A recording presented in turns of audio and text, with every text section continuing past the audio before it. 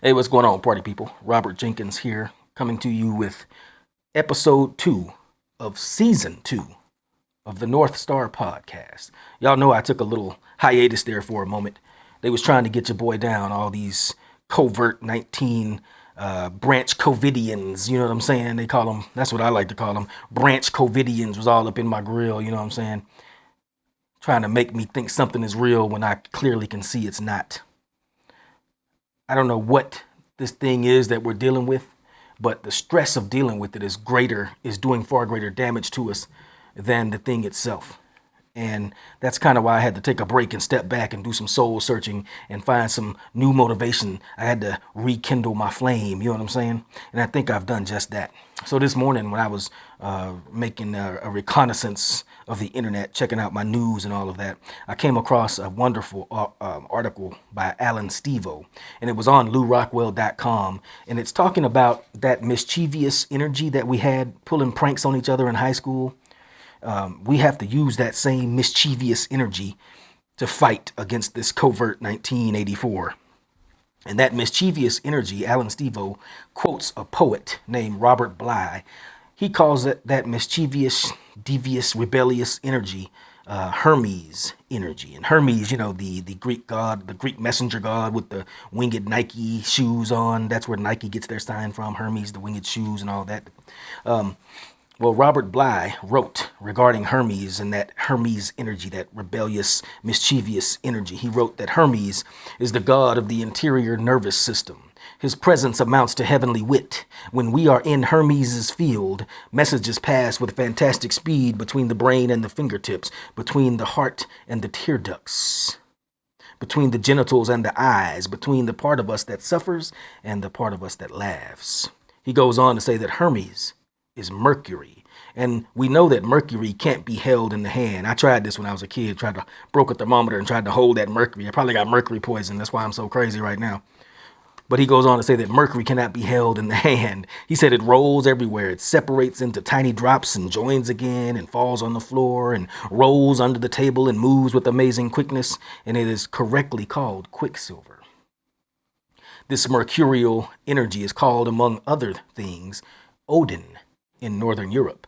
It's called Mercury in Italy and Hermes in Greece. Its day of the week is Wednesday or Woden's Day, Odin's Day. And it's called Mercredi in France. I don't know what that is. Sometimes when friends are talking in a closed room, the heat of the conversation begins to increase. Witty things are said. Contributions flow from all sides. Leaps of imagination appear. The genuinely spiritual follows on an instant after the genuinely obscene. Hermes has arrived. At some beautiful moment of the conversation, a silence falls that feels mysterious. Everyone hesitates to break it. In Spain, in the 15th century, this silence was called Hermes' silence. The old tradition maintains that true learning does not take place unless Hermes is present. That is depressing because university English departments and sociology departments and religion departments usually get rid of teachers with that Hermes energy first. The whole PhD system was created by Germanic Hermes killers. Hermes is magical, detail-loving, obscene, dance-like, goofy, and not on a career track. He finishes up by further quoting Robert Bly, saying, Hermes slips in true information in that split second between the moment your tongue starts a word and the moment it finishes. You plan to say, this is my mother, but you end up saying, this is my wife. I did that once. He said, my mother looked very pleased. You plan to say farther, but you end up saying father, because Hermes moves faster than our thoughts. What people call a Freudian slip is really a Hermes precision. I like that. Hermes punctures pomposity, piety, sureness, and self-satisfaction. So that's what Robert Bly had to say about this mischievous, rebellious energy of the kind that we're going to have to use to defeat Covert 19. And I'd heard the name Robert Bly, but I couldn't put my finger on exactly where. I couldn't remember anything that he'd done, who he was. And so I did a little research, of course, and found out that he was a well-known, renowned American poet. I think he's most famous for a book called Iron John, which I will be getting and reading. So I went to his website, Robert Bly. I think he's still alive. He's getting up in age, but He had several poems on there you could read, and the one that caught my eye to check out was called Call and Answer. Call and Answer. And he says, tell me why it is we don't lift up our voices these days and cry over what is happening.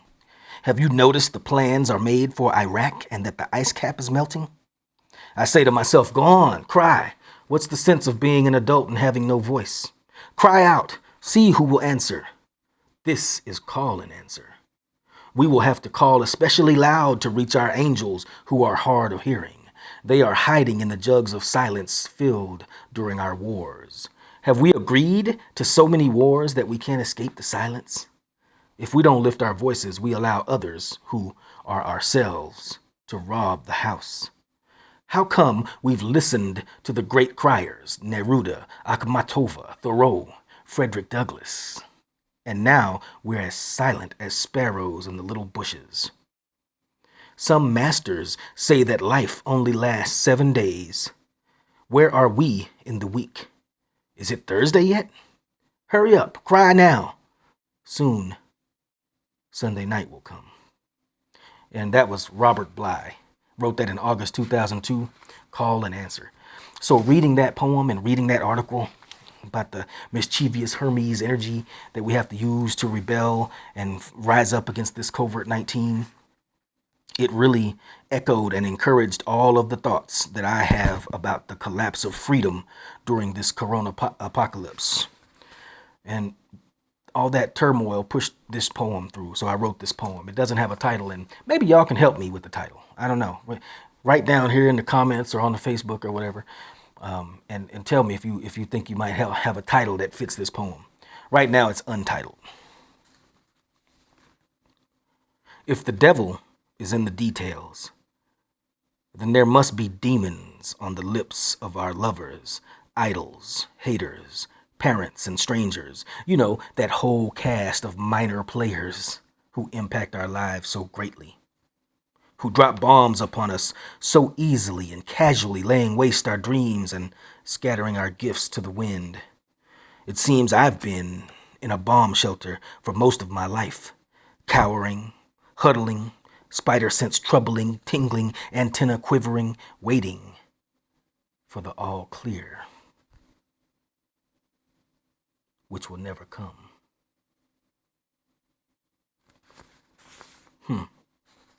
I like that. It's different from my previous rhyming style. This is my new style, my new kung fu. This is my wings and my wit. For all you new NSPers out there, do what you do. Damn it, Jim. I'm a poet, not a pundit or a virologist. I gotta talk about why I'm upset. I gotta spit fire like this and sprinkle it liberally with facts and figures. I gotta do my voodoo the only way I do. It's got to be entertaining, uplifting, up-gifting, downloading, and smoothly flowing. You know, I noticed that when it's early in the morning and quiet and dim like this, that's when that kind of stuff comes to me. That's when that Hermes energy trickles down the spine, the kundalini. And I realize that I got to do that more often. I got to make time to be up in the morning and hear that voice, that inner voice, emerging from the other side with wisps of smoke still clinging and the night bird's song still winging dimly in the misty part of my mind. The NSP, this podcast, is my thought process. It's not a sermon. It's not something I'm dropping like pearls on the heads of people sitting out there in the pews. It's not a journalistic regurgitation of the so-called news. I guess what I'm saying, dear friends, is to you, but mainly to myself, is that now is the time. You got to shoot your shot, sing your rhyme, and shape your hips in time to that drummer that only you can hear. You got to turn off CNN. Fuck Biden, Trump, Wolf Blitzer, and all of them. Their job is to bind you, but your job is to find you and unleash the kraken, the lovely, ugly beast within, the sparkness in the darkness that sets the demons fleeing and peeing. And with that, I'm going to bid you 2 digits and say thank you.